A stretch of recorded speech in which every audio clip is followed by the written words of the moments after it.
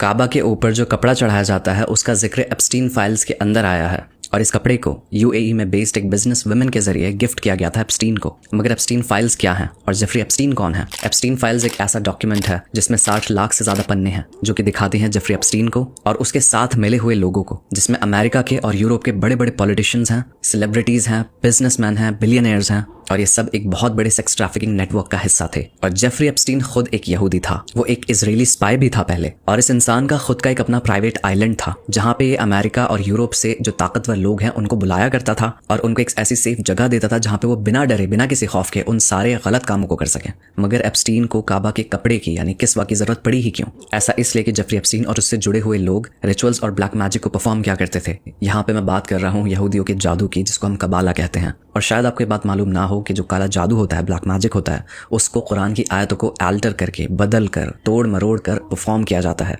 कुरान की और कुरान की आयतों की बेअदबी भी की जाती है।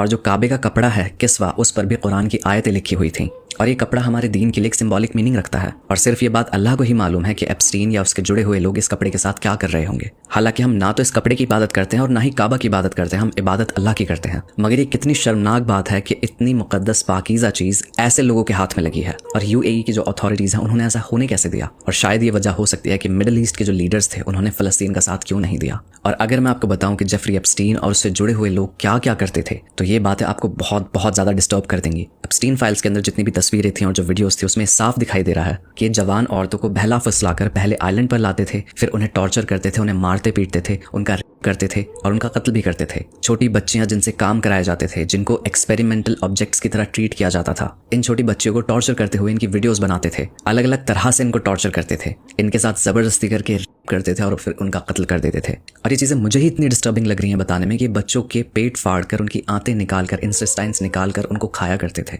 इन फाइल्स में आपको बेबीज तक मिलेंगे। और हाँ, यहाँ पे मैं कैनिबलिज्म का जिक्र करने वाला हूँ। इन्होंने बच्चों तक को खाया है। ये सब लोग इस आइलैंड पे ऐसी ऐसी चीज़ें किया करते थे जिसको news agencies, media channels conspiracy theories कहते हैं। और मैं बयान नहीं कर सकता उन बच्चों के बारे में जिन्होंने इन सारी चीज़ों को सहा हो। और इससे जाहिर होता है कि ये शैतानी रिचुअल्स वहाँ पे करते थे। और इस बात का जिक्र अल्लाह सुब्हान तआला भी कुरान में करता है। पहले के ज़माने में ऐसे लोग होते थे जो अपने बच्चों को एक बुत के अंदर, एक स्टैचू के अंदर, जो बाल का स्टैचू था, वो आग में भड़कता था और ये अपने बच्चों को उसमें फेंक दिया करते थे, सिर्फ और सिर्फ ताकत कमाने के लिए और पैसा कमाने के लिए। और अब एक जिम्मेदार मुसलमान की तरह ये रील हर किसी के साथ में शेयर करो।